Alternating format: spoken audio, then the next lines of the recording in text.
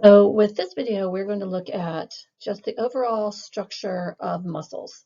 When we talk about muscles, we're actually talking about muscle tissue. When people think of muscles like their biceps or triceps, those are actually organs. And by definition, an organ is a group of tissues that work together. So when you think about something like your triceps, you have skeletal muscle tissue, you have epithelial tissue, which is the membranes, the endomysium, the perimysium, the epimysium that holds everything together. You have blood, which is connective tissue. You have nerves that go to it, that's nervous tissue. So basically, to be a muscle, which is an organ, you've got a bunch of different tissues that go to you. But a lot of times when we talk about muscle, we're actually talking about the muscle tissue, not the muscle organ. And so this video is going to talk about the different parts of a muscle, as well as how the muscle tissue works. So just a few terms to know when we talk about muscles. The first one is excitability. When people get excited, you're revved up. Well, excitability, the formal definition, is the ability of a muscle to receive an electrical impulse and respond to that information. Basically, excitability is how much electricity does it take to get that muscle to do something. Some of our muscles have low excitability, which means it doesn't take a lot. Other muscles have high excitability, which means it takes a lot of electricity. Some of our muscles don't even work anymore. So muscles that we use all the time, like our triceps, our biceps, our rectus femoris, our biceps femoris, it doesn't take a lot of electricity to tell these muscles to go to work. When we talk about muscles, muscles contract, and this is their ability to shorten. And what you're going to see is that we have proteins that pull on other proteins, just like you're pulling a rope. Well, you know that we can pull on a rope, we can't push on a rope. So muscles actually only have the ability to contract, and we're going to look at that in this video. Okay. Extensibility is the ability to be stretched back to normal. Okay. Every muscle in your muscle in your body has a partner. That's what we call antagonistic pairs or opposing pairs. 50% of your muscles on average are contracted at one time, while the other 50% are extended at every point in time. So some of your muscles are used to being contracted, like your triceps, while other muscles are used to being extended, like your biceps. And when you put it all together with how fast your muscles can go back, forth, back and forth, this is what we call elasticity, the ability to resume its resting length after being stretched back to normal. Now, in the case of muscles, we actually have three kinds of muscle tissue, which this video is going to kind of look at. We have smooth muscle tissue, which is what makes up a lot of our internal organs, especially ones that have tubes. We have skeletal muscle, which is what people normally think of when they think of muscles. These are the muscles that attach to our skeleton and cause us to physically move. And we also have cardiac muscle, which is found in our heart. So when we talk about the four main jobs of muscles, all muscles move something. So your skeletal muscles attach to your skeleton and physically move your body. You're raising your hand, you're writing something, you're opening and closing your mouth. Smooth muscles do something called peristalsing, which means they pulse. And this helps push fluids and other things through tubes, like your digestive system, your blood vessels, the kidney tubes, your ureter, your urethra. Your cardiac muscle is what makes up your heart, and it obviously is going to help push blood around, as you can see here. In the case of skeletal muscle, it also plays a role in our posture. Because the muscles attach to the bones and overlap the bones, it helps give our body structure and the standing positions that we have. Muscles are also responsible for a large amount of our heat production. 50% of all of your muscles are contracted at any given time. And you guys know when you're working out, you're contracting those muscles, you begin to sweat, your body gets hot. Well, this is one of the ways that our body helps produce heat. And again, with skeletal muscle is responsible for helping stabilize our joints. Now, in the case of muscle tissue, they are named according to their appearance. And we're going to talk about what gives them this appearance in this video. Things like skeletal muscle and cardiac muscle are what we call striated muscle. And smooth muscle or visceral muscle is called smooth. Well, what it's referring to is, if you look in this picture, this pattern that you see. If something is striated, that means it has stripes, as you can see in this picture. If it's smooth, you don't see the stripes. Okay. Structure determines function. To be called a muscle cell, you have to have certain parts. It doesn't matter what kind of muscle tissue you are, skeletal muscle, smooth muscle, or cardiac muscle. All muscle cells have the same parts to them. Just like it doesn't matter if you are a Mercedes, a Lexus, a Chevrolet car, you all have the same general parts. You have a carburetor, you have, the doors, you have the brake pads. Well, to be a muscle, you have to have certain proteins. And we're going to look at those proteins here in this video. And these proteins are called myosin, actin, and they're attached to walls called Z-bands. Well, in the case of striated muscle, your cardiac muscle and your skeletal muscle, these have to be fairly strong. And so therefore, the proteins inside of these muscle cells have to be fairly thick. And they're thick enough that you can see some of the proteins.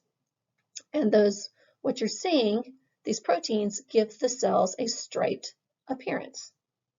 So if you're striated, which is skeletal muscle and cardiac muscle, you have a striped appearance due to these proteins being thicker.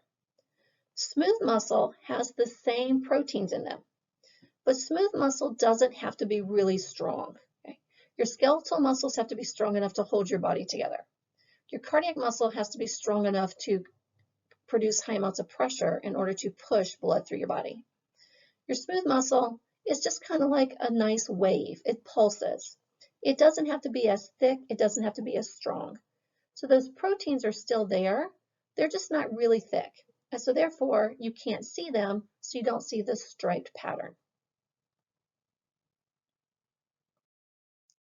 Now, when we talk about muscles, the root word myo always means muscle. And so muscle cells are not called muscle cells. Because when you think of the word cell, you tend to think of a circle. If I were to ask you to take out a piece of paper and draw a cell, you would probably draw a circle. If you draw a square, you know it's going to be a plant cell. Okay. But in the case of muscle cells, they are not circles. And so therefore, we tend to call muscle cells muscle fibers because muscle cells are long and skinny like a straw. Because remember, structure determines function. Okay.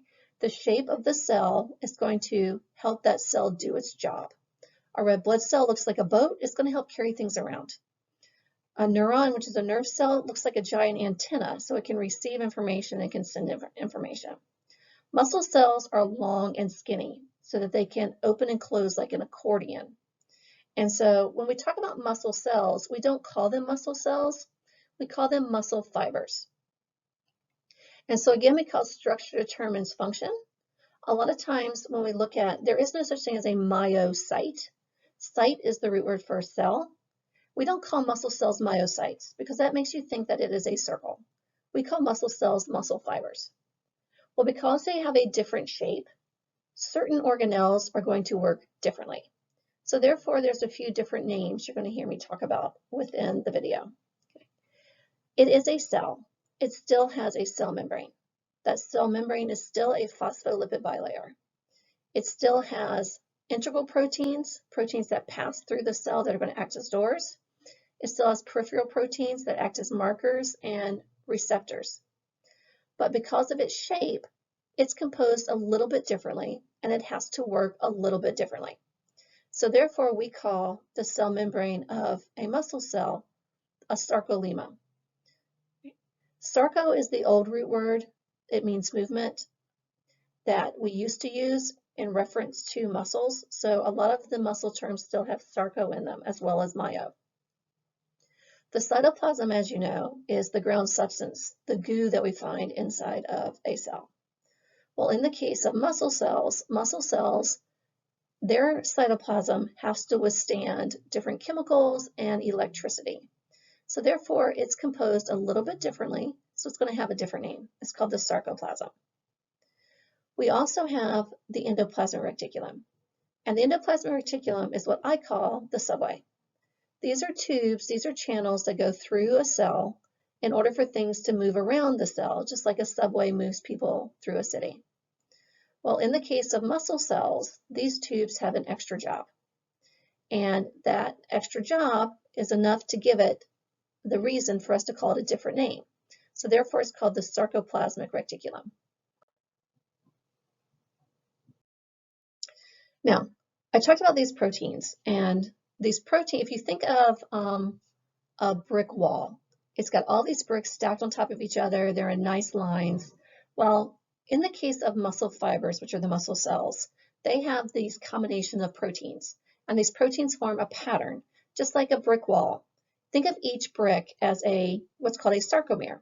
Sarcomeres are what we call the functional unit of a muscle fiber. And functional unit means this is the part of the muscle that actually does all the work. And in a second, I'm going to show you a picture of a sarcomere. But a sarcomere is actually composed of different proteins, and they form a very specific pattern. And in the case of muscle cells, they have two proteins. One protein is called actin, and one protein is called myosin. And there's that root word myo that means muscle. And they arrange themselves in a very specific pattern. Actin is going to be a small protein that attaches to the sides. So if you think of the room that you're in as being a sarcomere, you've got the wall on your left and you have the wall on your right. Those walls are what we call Z bands or Z lines. And if you had 2x4s sticking out of those walls, that would be like what the actin is. And you would be myosin. You would have a rope around each wrist and you'd have a rope around each ankle. And those ropes are tied to those 2x4s coming out of the walls. And you're just kind of swinging in the middle. Well, that's what myosin is. And this is the large protein that kind of hangs from actin. And this pattern is present in all muscle fibers. It's just in the case of cardiac muscle and skeletal muscle, these proteins are thicker, so that allows us to see the pattern. And what happens is when your cell is resting, the walls, it's just like you sitting in your room. Like I said, you're right in the middle of your room and you're just attached, you're just swinging. But when electricity hits those muscles, if you think about it, when we get hit, our body tends to curl over into our fetal position. Well, when electricity hits the muscle cells, it causes a reaction. And the myosin begins to pull on these ropes. And when it pulls on the ropes, it's then going to pull on the actin. So it'd be like you sitting in your room. I always think of the classic scene from Star Wars when they're in the trash compactor. And when the myosin starts to pull on the actin, the left wall starts to slide towards the middle of the room, and the right wall starts to slide towards the middle of the room. And so this is what causes contraction. That's what we also call the sliding filament model. Myosin doesn't move, but myosin starts to pull on the actin, and it causes the actin to slide, as you'll hear. So in this piece here, this would be the sarcomere. This whole thing right here is an example of a sarcomere. And this is when the cell is resting, meaning it's not doing anything. Now, one muscle fiber will have thousands of these lined up in a row and stacked on top of each other. So think of a brick wall. You've got row after row after row of chains of bricks. Well, each brick would be the sarcomere, and then like the mortar in between each brick would be these things called Z bands or Z lines. So you can see here how this thin protein, this thin piece right here is the actin, and then this thick piece here is the myosin. And the myosin is actually attached to the actin with a very, very small protein. It's called a cross bridge. And most of the time it's just sitting there swinging.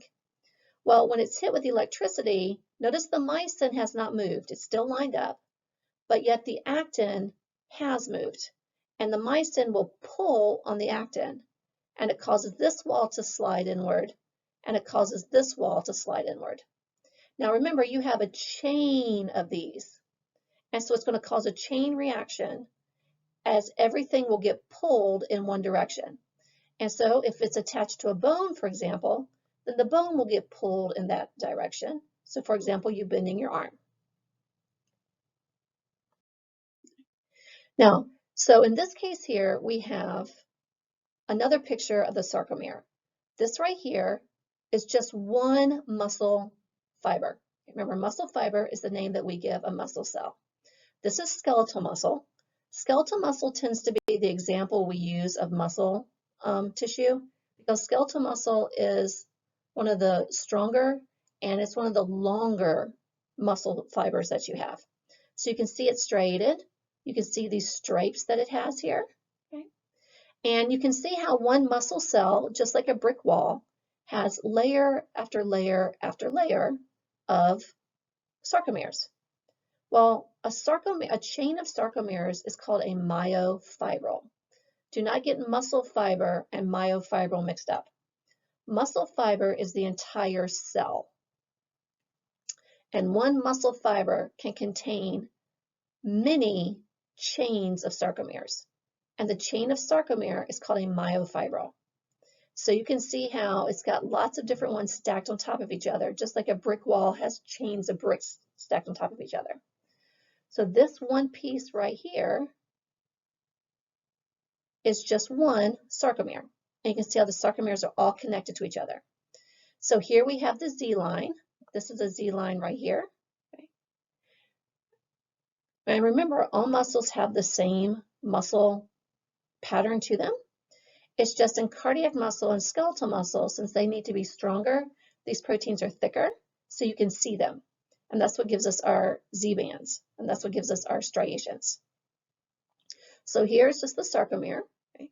And you can see how we have the blue here represents the actin, and the red represents the myosin. And you can see how the myosin is attached with these little itsy bitsy ropes. So when it gets hit with electricity, the myosin is going to curl inward. When the myosin curls inward, it's going to pull on those ropes, and it will cause the sarcomere to contract. So that wall will go that way, and this wall will go this way. And when all the myofibrils contract and that muscle fiber contracts, that creates a chain reaction that causes the entire muscle organ to contract. Now, speaking of the muscle organ, you saw how, think of having a whole bunch of straws. Okay. Well, you can't stack straws. Okay. You can't really stack wood very easily because it can just like roll off. Well, you have a hard time stacking straws, or you have a hard time stacking crayons because they all just start to unroll. Well, our muscles as an organ are the same way. So we have to take our round, long muscle fibers, which are like crayons or pencils or straws, and we have to stack them. So what we do is we wrap membranes around them. So as you can see here, you have a muscle fiber, which is just one muscle cell. So think of that as one straw or just one crayon or just one pencil. And so we want to stack a bunch of muscle fibers together. And this is what's called a fascicle, okay, which you see right here. Okay. A fascicle would basically be like if you were to put a bunch of pencils in your hand and wrap your hand around them. So you've put a bunch of pencils, which represent a muscle fiber, just one muscle cell. You've got a bunch of pencils in your hand, and you wrap your hand around it in order to hold them together. And so you've made a fascicle. And so a fascicle, what your body does is it takes a bunch of muscle fibers like pencils, and it wraps like saran wrap around it so that they don't unroll. Well, the saran wrap that we use is called endomysin. Endo lets you know that it's inside of the muscle, and myo is muscle. So what you're looking at here is like, let's say your triceps. It's one big muscle as an organ. So we have muscle fibers, and we want to stack them. So we need to wrap tissue around them so they don't unroll, and we form a bundle, and that bundle is called a fascicle. So again, it's like you taking a bunch of pencils and putting it in your hand, and you kind of curl your hand around them. Your hand would represent the membrane that's holding them together, which is the endomysium. Well, as you can see here in this picture, I have 1, 2, 3, 4, 5, 6, maybe 7 fascicles in this picture. Well, I need to bundle my bundles. I don't want my bundles to unroll. So one muscle has hundreds of fascicles all bundled together. So I have another membrane called the perimysium. Remember, anytime you see peri in anatomy, peri, like a perimeter, means it's on the outside of something. So here, to make one bundle, let's say I have 100 colored pencils, and I want to put them in bundles of 10. So each bundle of 10, I tie a ribbon around. That ribbon would be the endomysium. Now I have 10 bundles of 10, and I want to make one big bundle with them. So I tie another big ribbon around them. That would be the perimysium. And then I'm going to put another membrane around it to make sure that everything stays nice and tight. And this is called the epimysium, epi meaning above the muscle. It's also called the fascia because it's going to help fasten things together. So when people use meat tenderizers, you know, those like metal hammers that they use to hammer the meat, and the meat gets very flat, what they're using that hammer to do is basically to pop these membranes. So it'd be like you taking your colored pencils and untying the ribbon, and all of your colored pencils roll out. And so that's what makes the muscle flat. Now, because of the way the sliding filament works, and there's lots of videos on YouTube where you can Google the sliding filament model, and they have nice diagrams and nice animations to show you how this works. But because myosin is hanging by a rope, myosin can only pull on a rope. So muscles can only contract. They cannot push on that rope in order to open back up. So therefore, they have to be pulled back to normal by another muscle. So every muscle has to have a partner. So like I said, approximately 50% of your muscles at all times are contracted, while 50% of your muscles at all times are relaxed. Your triceps and biceps are partners. Your triceps is contracted when your arm is straight, and your biceps is relaxed when your arm is straight. But when you bend your elbow, your biceps contracts and your triceps straightens. Now it's normal for you to have your arms down by your side, so the triceps are used to being contracted. But if you were to bend your elbows and just stand there with your elbows bent, after a while your arms get tired because those muscles aren't used to being in that position. So every muscle has a partner, and these partners are called antagonistic pairs because they work opposite of each other. They're also called opposing pairs. So like I said, the biceps brachii and the triceps brachii, which are in your arm, these are the ones that let you bend your elbow and straighten your arm. These are examples of antagonistic pairs.